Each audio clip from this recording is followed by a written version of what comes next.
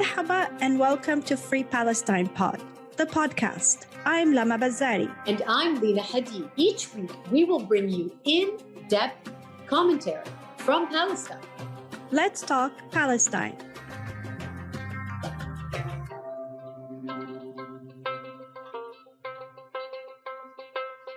Today on the show, we welcome Rabbi Brant Rosen, who founded in 2015 Tzedek Chicago, a non-Zionist and social justice-focused synagogue, where he serves as a rabbi. He is also co-founder of the Jewish Voice for Peace Rabbinical Council, and he chronicles his path towards Palestinian solidarity and Judaism beyond Zionism in his blog, Shalom Love. Marhaba and Shalom, Rabbi Rosen. Pleasure having you on the show with us today, and welcome to Free Palestine Pod. Let's talk Palestine. Thank you so much. I'm looking forward to it. Tzedek Chicago was established in 2015. How did it come about? And can you share with us more on its core values in creating Jewish spiritual communities rooted in values beyond Zionism? Sure. So for many, many years before I started the congregation, I was the rabbi of a congregation in Evanston, Illinois, which is a suburb of Chicago, where I live. And it is a congregation that is part of the Reconstructionist movement, which is a liberal, progressive denomination in the American Jewish world.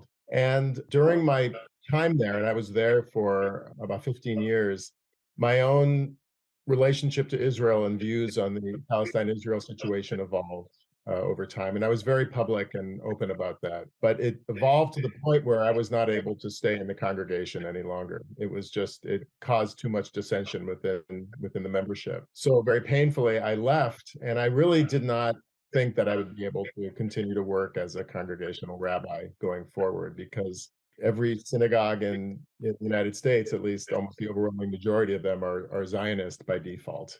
And so I took a job after I left, and this was at the end of 2014, with the American Friends Service Committee, which is a Quaker social justice organization. And during that time, friends of mine, both friends and also some members of my previous congregation who left when I left, we started to get together informally to do Jewish things together. We'd get together for Shabbat services or holidays. We did a Passover Seder together. And that really formed the nucleus of what eventually became the congregation. We were going forward, and some members approached me and said, we think we might have something here, and we think we'd like to start a congregation. We think you should be the rabbi. And it was not something I ever intended to do, but it made a lot of sense. But one of the things I said at the time was, I don't want to just create another liberal Jewish congregation. There's plenty of them. It's not like people are beating down the doors to join them.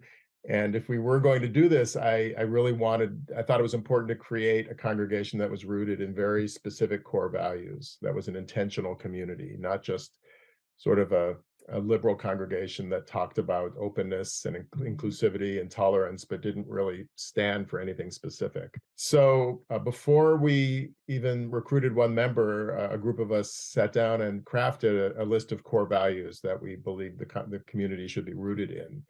And among them was that we were not a Zionist congregation. We referred to ourselves at the time as non-Zionist. And we felt it was very important to articulate that, again, because we wanted to create a congregation where people who felt alienated from other congregations, who felt they had to set aside their most deeply held values, would feel comfortable. And so that was the beginning. We started in the fall of 2015.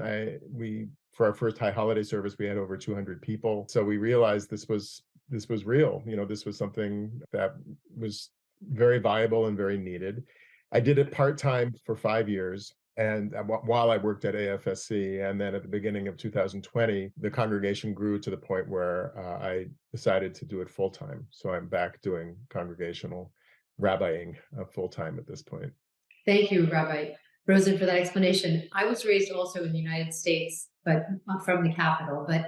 And I grew up in a very Judeo-Christian environment, with my best friends growing up being actually liberal Jewish families that were very similar to my own family, to the Hadid family, but one practiced Islam and the other practiced Judaism, and we have also a lot of Christians. But there were never any issues. When exactly and when did the liaison, the connection between Zionism and Judaism in the United States. When did this become? I mean, I don't remember it as a child. I don't remember people talking to me about being a Zionist. Well, maybe the capital was very liberal, but I don't remember this being such a huge issue. And now it seems almost as if Zionism has hijacked Judaism, because these are values, in my personal opinion, that are very different, and in the opinion of many experts. But what would you say, what is that connection between Zionism and Judaism in the United States? I think it was a gradual process and over many years. So Zionism as a movement and an ideology was a movement of modernity. It emerged in Europe in the late 19th century. And at the time, it was one of many different Jewish movements of modernity. It was part of a grappling in European Jews trying to understand what it meant to be Jewish now that Jews were moving into the modern world. And Zionism was one of those movements. So at the time, it was one of many. It was very controversial among many Jews. The whole idea of creating a modern political nationalist movement that was rooted in returning to historic Palestine, quote unquote, returning, I should say, was not universally accepted. And it wasn't really until after 1948, or I should say after World War II, after the Holocaust, that it became less of a small movement and became more of a mass movement among the Jewish people. In America, it's important to note that it was not by any means universally accepted by the American Jewish community before 1948. The Reform movement, which is the largest denomination in American Judaism, was anti-Zionist, very avowedly anti-Zionist, and up until the establishment of the state. But I would say that even after Israel was founded, I don't think that it was a foregone conclusion that Judaism and Zionism would be so deeply intertwined the way you put it. I think it was a gradual emergence. I think 1967 was an important turning point. I think there was a strong sense of nationalist fervor after the Israeli military victory and the occupation of the West Bank. And little by little, Zionism just became sort of sui generis. It became this mainstream idea, and people forgot that it was actually a small, relatively radical movement in its origins. And so when you hear today people say, well, Judaism and Zionism are the same, and that Judaism has been Zionist since its origins, that's just not true. We need to point out that Zionism is a modern movement. It is a movement that emerged during modernity. Now, that, by the way, is not inherently a bad thing. I mean, I'm a Reconstructionist Jew. Reconstructionism is a movement of modernity. There are many Jews in the world who say that what I'm practicing is not Jewish, or that I'm trying to, quote, hijack Judaism.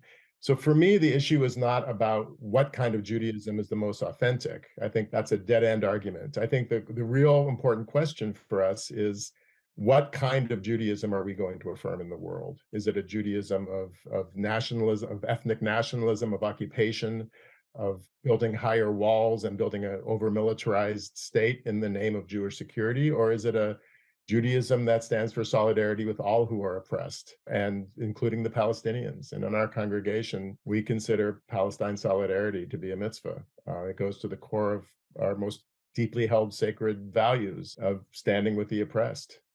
That's beautiful. Thank you. Now, there is a growing grassroots movement led by yourself, other advocates within the Jewish American community, and Jewish Voice for Peace that are shifting the narrative and eventually, hopefully, reshape policy.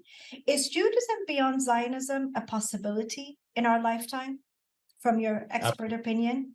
Absolutely. I think it's happening right now. I think there is something very real going on, and I see it every day in my congregation. I get emails and calls from people who learn about us, many of them young people. I think the majority of them young people, who say, how can I become part of your community? This is something I've been looking for, my whole life. And, I think that's due to many things. I think it's due to the fact that is the sheer basic oppressiveness of Israel's behavior is becoming so impossible to deny.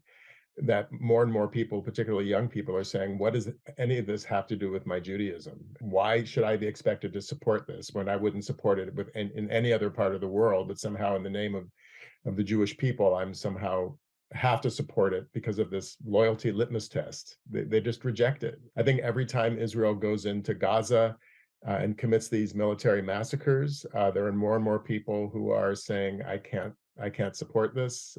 Zionism is not, I'm looking for a Judaism beyond Zionism, as you put it. And I think it's I would call it the nascent beginnings of a movement. One of the interesting things is since the pandemic, our congregation, like all congregations and many organizations, went completely online because we couldn't hold things in person anymore.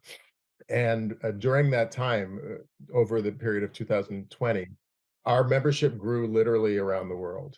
And many people who were not able to access our services because they didn't live in Chicago or near Chicago became regular attendees at our services and our programs. And so now a huge part of our active membership are literally around North America and even around the world. And just this last week, we helped to seed a new Judaism Beyond Zionism community in the UK. They've had 2 gatherings already because we had some members of our congregation from England and actually from Ireland as well. And they very much wanted to create a local gathering like-minded Jews because they felt there were many, many in their communities that were seeking this. And they were right. That group is off and running now as well. So I have no doubt that this is something very, very real.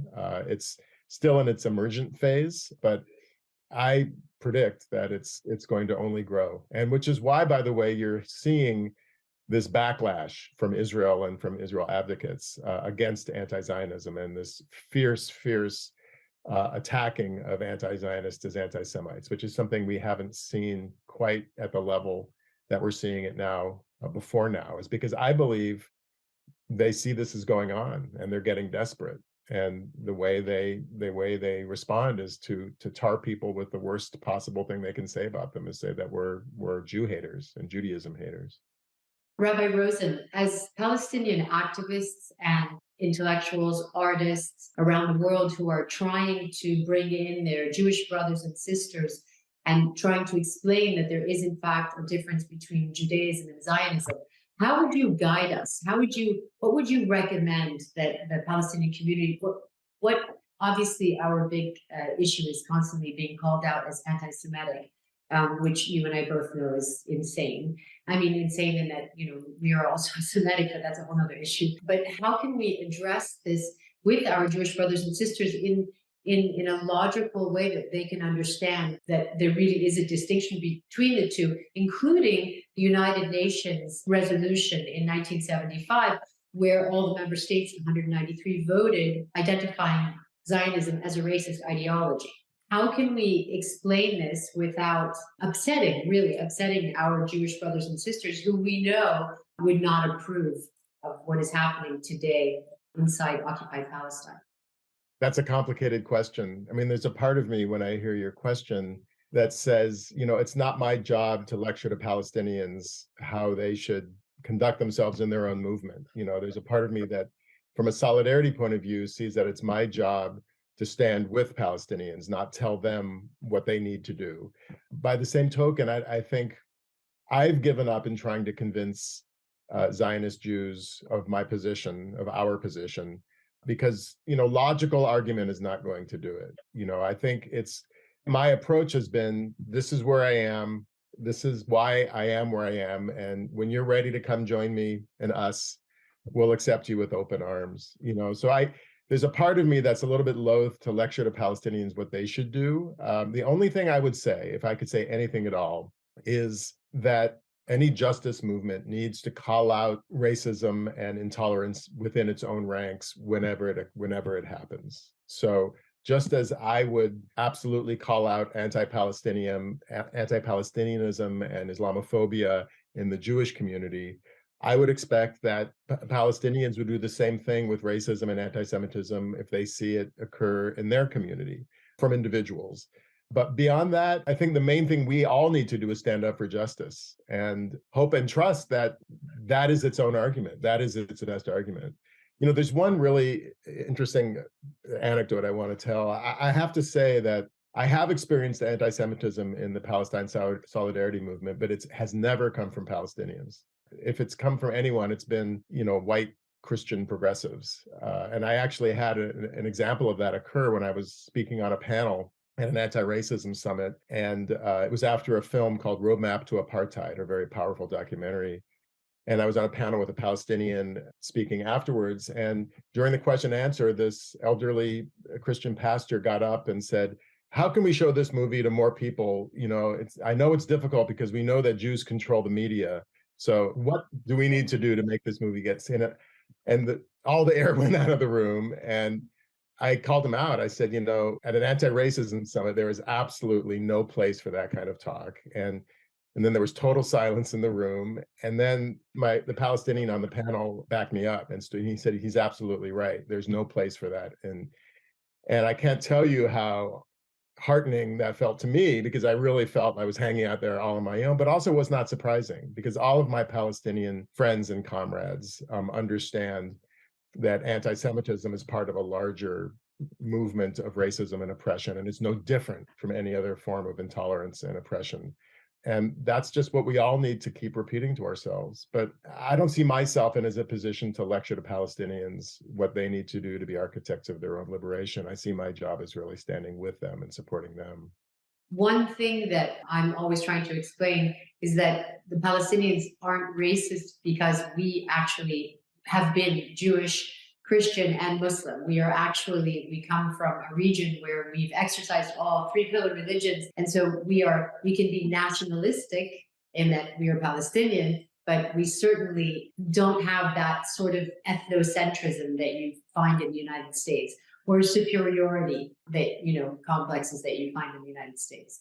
But anyway, that was just a sidebar. So yeah, I totally agree. But again, I don't think smart logical arguments are going to be what makes the difference, because it's an irrational, like all forms of intolerance, it's irrational. And, ultimately, I don't know that trying to convince people of things they're not ready to be convinced of is the best use of our energies in the long run. But I totally agree with what you just said. We're in total agreement there. Rabbi, on the other side of the coin, we have progressives except for Palestine. How can we shift this double standard that is so prevalent in progressive circles within not just the US, but globally? I think the best way to do that is connecting Israeli policy and Zionism to a larger, put it in a context, placing it in context and saying that Israeli settler colonialism is part of the same movement that gave rise to American settler colonialism, and that this is a universal struggle. The struggle against colonialism is a universal struggle, and what's happening in Israel is not happening in a vacuum. So anyone who condemns Israel rightly for its behavior toward Palestinians, its dispossession of Palestinians, and is not equally ready to stand up against American dispossession of indigenous people in this country is guilty of hypocrisy. And that's something that we absolutely need to state over and over and over again. Sometimes hear this, there's almost an American exceptionalism to Palestine solidarity when it's expressed in that way. I mean, I've heard speakers say that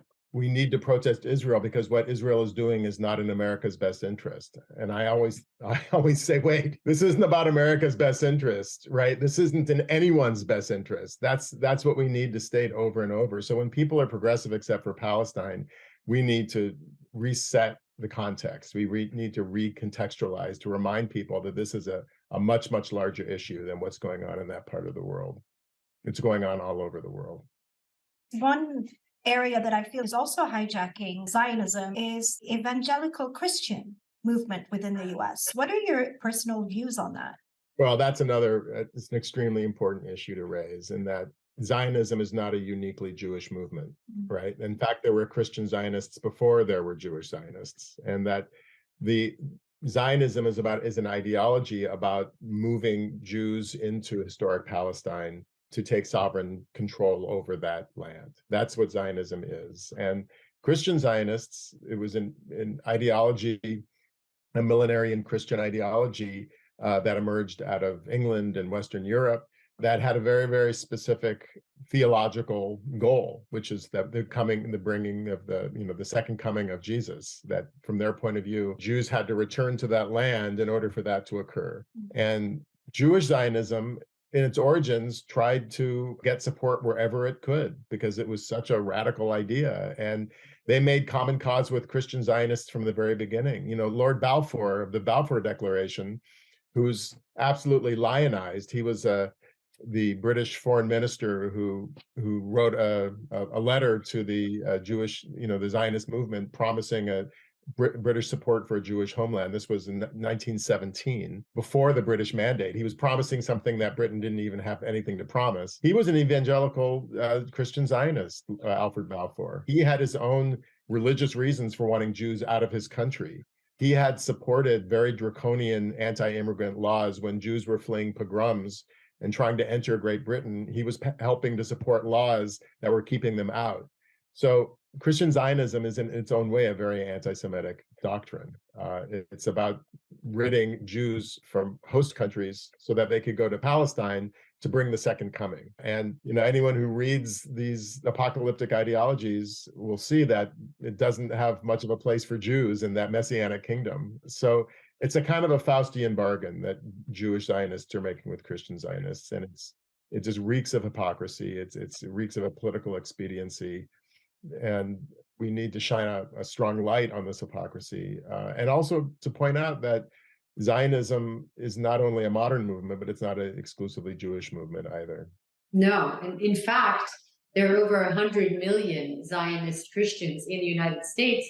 And I would go so far as to say that today we have Zionist Muslims in some of the countries today that are normalizing with the state of Israel. No, it's anything but a Jewish movement. This is another thing that I'm constantly trying to explain to my Jewish friends who just feel almost a sort of, if they didn't contribute to the safe haven that was promised to the Jewish people, that they would be going against the Zionist, let's say, initiative. But in fact, this was actually an initiative, as you said, from the Christians to get people of the Jewish faith out of Europe.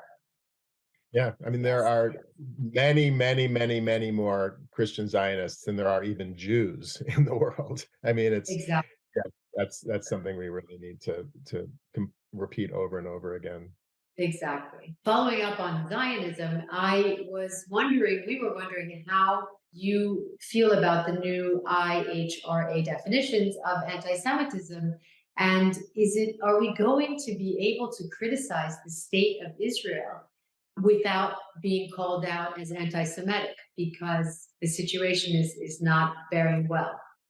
Yes, and I know in a previous podcast you talked about the IHR definition of anti-Semitism, which pretty clearly equates criticism of the state of Israel with anti-Semitism, and this is deeply, deeply problematic, and it's already causing problems. It's already being accepted as a legal definition around the United States, on a state level, on local levels, by college campuses.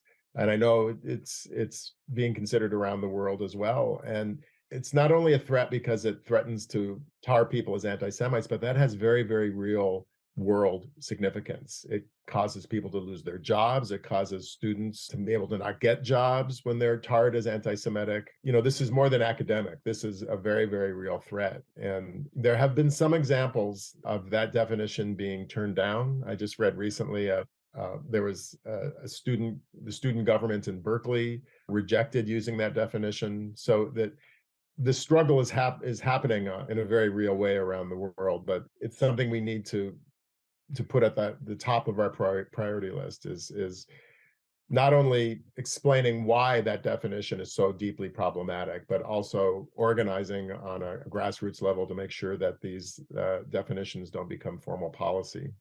Rabbi, what are your personal views on the new Israeli far-right government? And how do you hope your impact will evolve through your work within the US, especially on the grassroots movement and with youth, empowering the youth to see the distinction between the occupation and Judaism, the tenets of Judaism and Zionism and Israel's occupation and apartheid? Yes, well, it's true. This new Israeli administration is the most extreme, both religiously and nationalistically, that we've ever seen in many ways. But the other thing that I think I've been trying to point out is that in many ways, they're no different than the extremism of Israeli governments from the beginning of the state. You know, the very concept of a Jewish majority state in historic Palestine is an anti-democratic concept. So when we hear liberal Zionists protesting this government, and there are liberal Zionists in Israel and in the United States who are very upset about this new government and who are protesting this quote unquote threat to democracy. It's very, very important to point out that Israel has only been a democracy for Jews and not for Jewish Israelis, and not for Palestinians. And that's something that I think it creates an opening for us to explain, you know, that there is no democracy for Palestinians under occupation. There's no democracy for Israeli citizens of Israel who are considered citizens but not nationals legally, and there's a host of forms of discrimination if you're a non-Jewish Israeli. You know, that's something that we need to shine a strong light on. It's important to point out that between 1948 and 1966, the Palestinian citizens of Israel were under military occupation, and this is in Israel proper, and there was nothing democratic about that. So this notion that we want to restore this beautiful age, this golden age of Israeli democracy that never existed, is something that we need to push back against.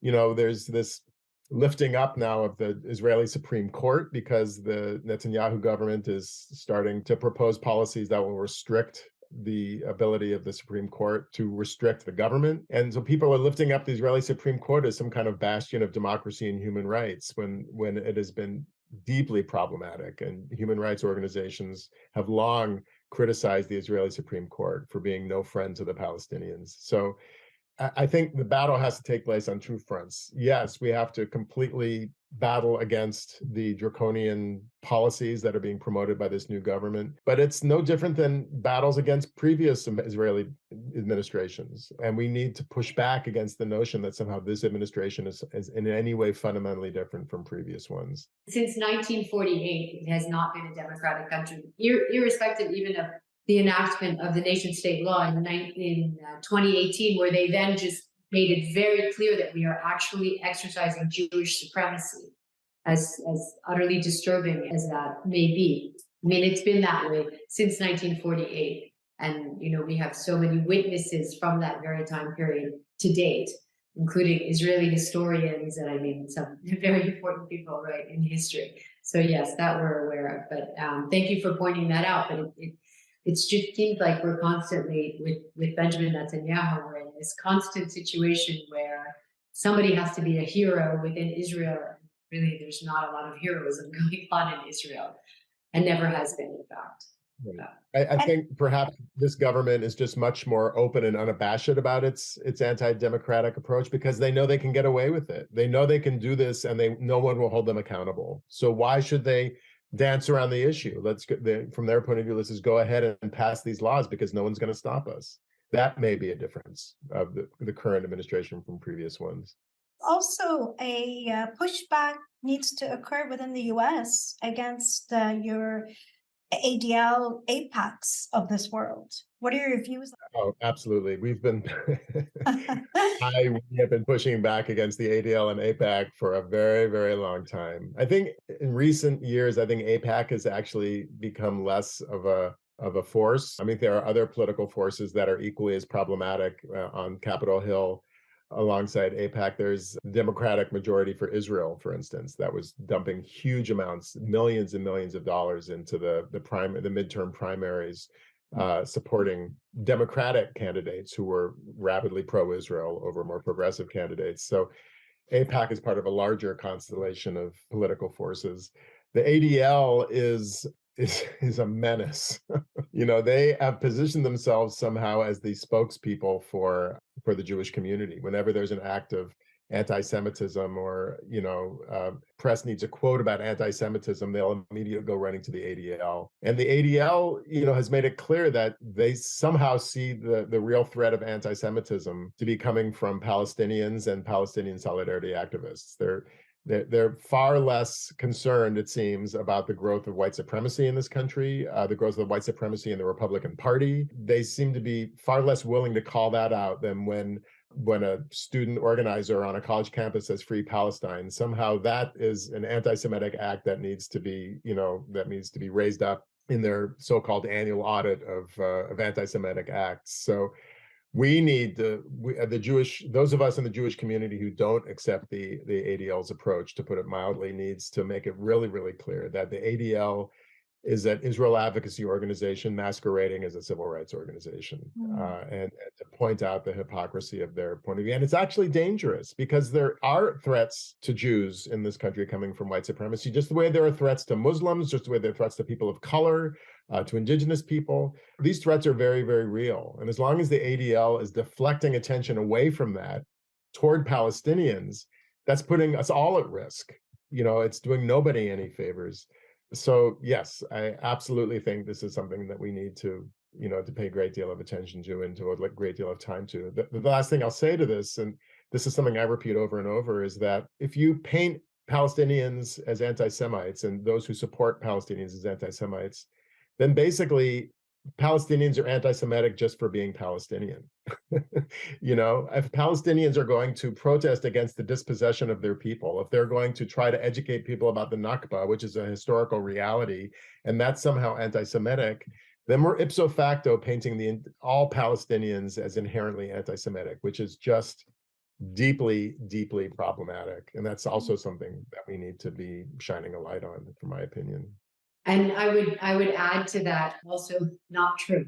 I think especially when you see the rise of white supremacy in the United States and in Central Europe, we understand that a lot of that is actually driven from true anti-Semitism, which obviously, they're also against the Africans and, everyone else. It's not, it's white supremacy, exactly that. So that's why I'm always shocked that ADL aligns themselves with the white supremacists, when it's actually, I feel like they are doing the most damage as far as anti-Semitism, because it's under the table, it's vicious, and you really feel an anti-Semitic, it's in the DNA of the United States, especially with these white supremacists out in the open and so well revered by everyone. It's very concerning.